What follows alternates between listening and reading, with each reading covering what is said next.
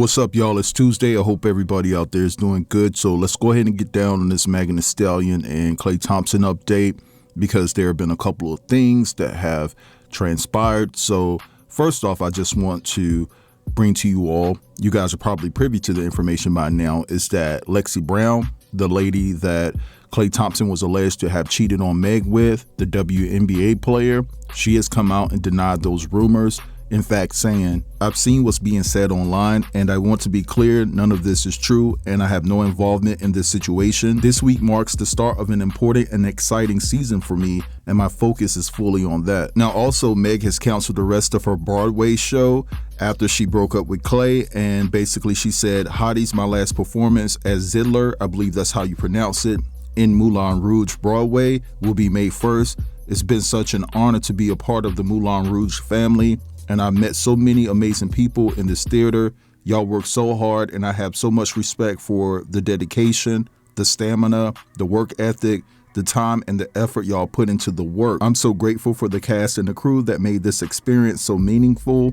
And to all the hotties that showed up or plan to attend, thank you for supporting me during this incredible journey. I love y'all. See you soon. Now, also, Stephen A. Smith, who I don't like, by the way, came out and gave his 2 cents about how he felt in regards to Megan actually handling the breakup situation between her and Klay. This is a snippet of what he had to say. Rap artist, singer, incredibly talented, very popular, very well connected. You didn't know that he was single before you, and that, you know, he liked being single. Now, I ain't here to tell a man's business, because I would never do that. I'm having this episode on YouTube because I'm asking, why is she telling his business? See, that's where I want the ladies to listen.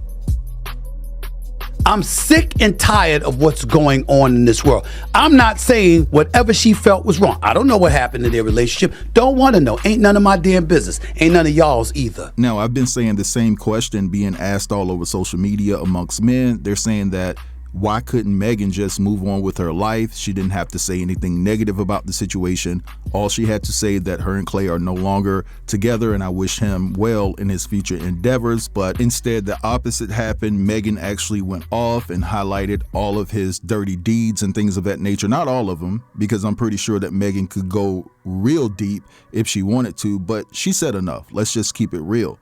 And so a lot of people are looking at Megan like she's a very vindictive person. Once you've done her wrong, she will go out to the full out extent to smear your name. Now, let me ask you all this, because this crossed my mind when I was thinking about this situation. What if Megan was just trying to change how she dealt with men moving forward? We do know that she has a past, right? You know, some of the things about her past isn't true as it pertains to some of the guys she slept with, but Megan has had fun, and there's nothing wrong with that. There's a multitude of men in the industry and not in the industry that have fun on a day-to-day basis, right? But what I'm saying is, maybe she was trying to go about Klay in a different way, saying, hey, we're not smashing on the first night. I want to be in a relationship before I give my body up. And maybe Klay went along with it, knowing the whole time that he didn't really want a relationship with her. He wanted to see what she was about and how she moved in the bedroom. That could be possible, right? Crazy, but could be possible. But anyways, there's a lady that's going viral all over social media, and she said that she's coming to the internet to say what men can't say because they will get dragged by women. You know what I'm saying? And what she is saying is really resonating with a lot of men. And although it's a very long clip, it could be longer if I decided to play the whole thing, but I'm just gonna play you all a little bit of the clip, and so sit tight and I'll be back. I don't really want to be disrespectful, but I think it's important that I weigh in, because if men say what I say, y'all attack them. And one of the biggest things that I think is going on that I'm really uncomfortable with is how men are perceived in our society today. Okay, women continuously make the man, black and white, the villain. Megan Thee Stallion is the jump off. She's not wife material. Brother's saying, oh, she's special, this, that, and that. He's saying it nicely. She the jump off, okay? She's not the wife. She's not the girlfriend. She's not someone you want to put on your arms and show the world, okay? From what I see, she threw herself at that man. These brothers are saying, we don't know anybody he been with. She threw herself at this man. She met him. And I don't know nothing about him, how much money he made, whatever. I understand that he made over $300 million in his career. My understanding is his parents were athletes, so he grew up in a high echelon environment, a high echelon lifestyle. Okay? Y'all keep wanting to make things about money. People at that level, it ain't that serious. Okay? She the jump off. I thought he met her. She looked like she was he wanted to She put all that shit on the internet. She kept on posting things. Let me tell you something. When you're in a relationship and you love somebody and you public, just like Jay-Z and Beyonce, you don't put your shit on the internet for everybody to see. It actually takes away the credibility of what you really feel about them. Okay? She was posting about everything. And because he's a nice guy, he kept on going along with it. I knew from the giddy up when she bought him a watch and he called her a nice lady. Then because they both was Aquarius, I thought, well, maybe they are getting some chemistry. I said, oh, maybe it will work out. I saw his mother do something, this, that, and the third. But the fact is, she a hoe. In the name of revolution, empowerment, you think it's okay? It's not okay for women to run around and act like a hoe. That lady talk about her wop and she humped the air like a dog in heat. Do you think any self-respecting man of that caliber really would wife that? Okay? Then she out here cooking like she made Thanksgiving dinner. How many American women can make Thanksgiving dinner? People of that caliber, they eat Michelin star dinner. They make gourmet Thanksgiving dinner. I saw how she set up. That was some hood. She made him fried fish and spaghetti, and he's supposed to be excited. Here's the thing, and I'm keeping it a buck. It's more probable that he has a better connection with a white girl. Let me finish this because this, to me, is one of the most important parts. And let me tell you something. I'm blackity black. I love black. Okay? No disrespect. I'm just a black person that love black people, and I got really good self-esteem, and I keep it a buck. Okay? Like y'all be saying, oh, athletes messing with white girls. People get with people who they have chemistry with, where they have things in common, where it's chemistry. And it's chemistry and it's relatability. I'm trying to think of the word that I'm looking for, where you're relatable and you have things in common. I saw her at dinner, and I think she was singing Haiti, Haiti, hey. She was screaming. He was startled. Look at his face. He never look at her like he want her. It's a video where she humping on him. He kind of laughed at that. I ain't trying to be funny. I'm keeping it a book. And somebody said, oh, he did the same thing to these other women. Here, let me say this to you. Klay, Thompson, I really don't know you very well because I don't be in them spaces. I just love black people. And I'm offended that people look up to people like her and Cardi B who act like hoes. They the jump off. They're not white. They're not like Alicia Curry. I was saying Aisha Curry, a wife, respectful, doing respectful wife stuff, domesticated. You know, and I really want to say this because she cooked him Thanksgiving dinner and she thought she did something. No, Megan, at that level, they would have appreciated had you catered it with a 5-star chef and had service, had a staff and a chef, and it would have been this how you decorate it with some hood shit. And I'm not trying to be disrespectful. I'm talking about the caliber of people. And what really concerns me the most is that at where he came from and his lifestyle, because it's not now a whole lot of people who look like us in that lifestyle and that caliber, they'll probably have better chemistry with a white woman. All right, so y'all heard some of what she had to say. Like I said, there are some more parts, but I decided to keep it short and sweet. But that's the gist of what she was saying about the Megan and Klay situation. Now, I will say this. I think it was admirable on the part of Megan that she actually cooked Thanksgiving for Klay and his family. You know what I'm saying? She was proving right then and there that she saw Klay in a different light, in my estimation, and was possibly trying to prove to him that she is wifey material. You know, we're not going to have some chef come up here and set up Thanksgiving dinner. I'm going to cook it from the soul. So I don't understand that critique or whatever the case may be. But like I said, people have fun, y'all. Men sleep with women, a lot of women, some men, I guess, and some women sleep with a lot of men. They're having fun.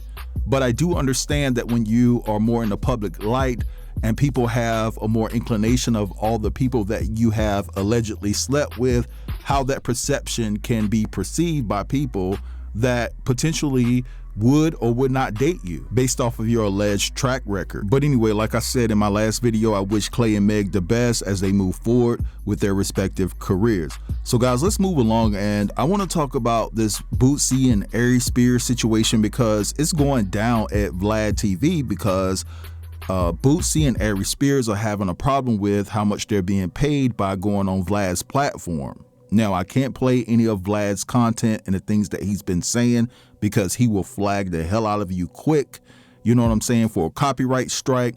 But just a couple of weeks ago, Boosie came to the internet and said that he wasn't doing any more interviews with Vlad. So I want you guys to check out what he had to say real quick. We couldn't come up with an agreement. He didn't want to pay me. I wanted $5,000 more than he wanted to pay me. He didn't want to pay me, so I think I'm gonna make more money doing it this way. And I'm editing my interview now.